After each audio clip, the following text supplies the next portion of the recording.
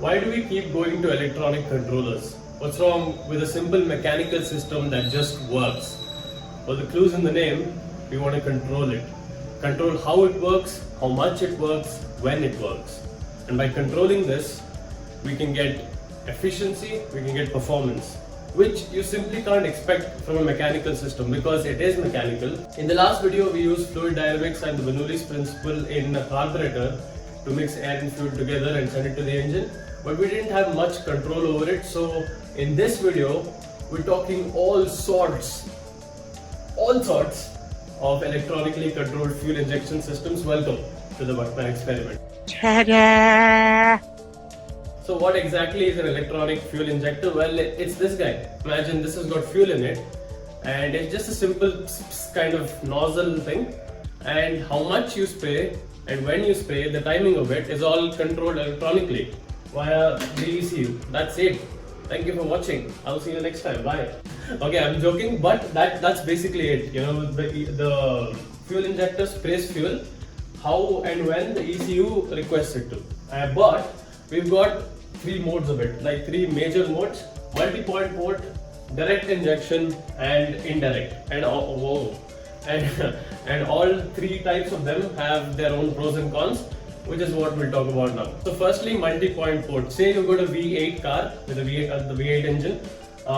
That means it's got 8 cylinders. I've just drawn one here for example, but 8 cylinders, and in multi-point port we will put one fuel injector per cylinder. So 8 cylinders, 8 fuel injectors. That's why it's called multi-point port.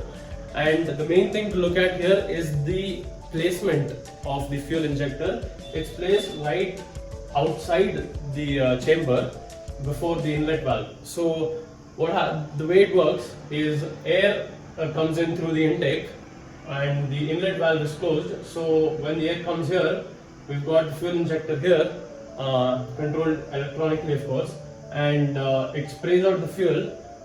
Air comes in, air fuel mixture happens, and then this mixture is then the inlet valve opens and the mixture is fed into the chamber. The ideal air to fuel ratio is about 14.7 to 1.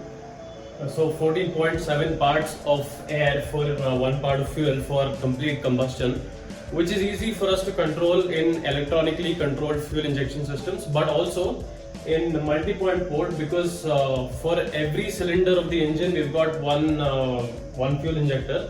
It's easy for us to sync up how much fuel each of them is spraying, so that all of them are doing the same thing, which is healthy for the engine and optimization and stuff like that. Next is direct injection, which is also the most commonly used. You forget the watchman stuff sitting outside the chamber as in multi-point.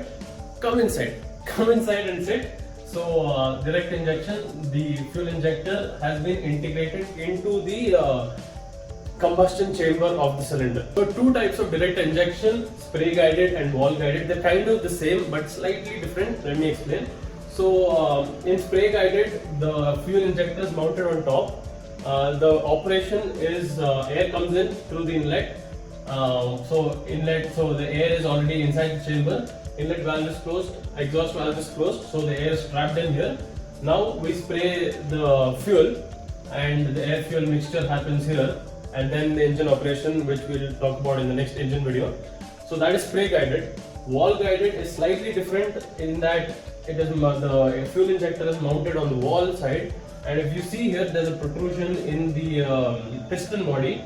So the idea is that when you spray the fuel like this into this part here, it sort of bounces up, and that helps with better mixture of the fuel.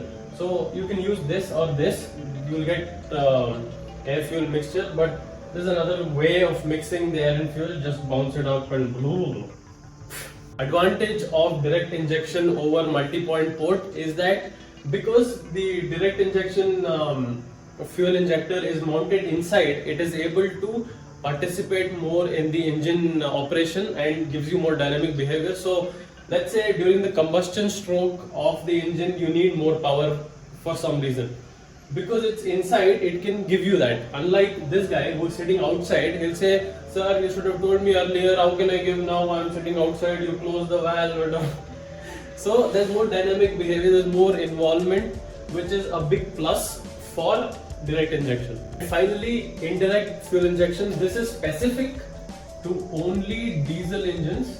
We don't use this in petrol engines, and the reason we use it only in diesel because we don't want to handle too much pressure building up inside the chamber of a diesel engine. So we don't want this air fuel mixture, all that happening inside the chamber. We will do it outside.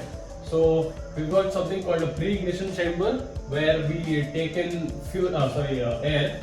We take in the fuel from the fuel injector. We've got something called a glow plug which will pre-ignite this mixture inside this pre-ignition chamber, and then we send all of this into the diesel engine for its operation. Only because we don't want too much pressure, we do all this outside. That's why it's called indirect fuel injection, and it's specific to diesel. I swear there is something on my face. And one last thing I noticed, please don't confuse a fuel injector to a spark plug. They're completely different. A fuel injector injects fuel and a spark plug ignites the air fuel mixture. They're completely different. Just because it looks like this, don't think that I'm explaining spark plugs here. That's different.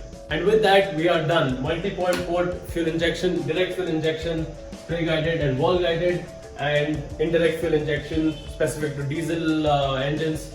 Just the basics of what you should know, and the pros and cons, why one's used, why one's not. Just the basics. Thank you so much for watching. Thank you for your time. Subscribe to the channel, share this video, and until next time, Yan Bye.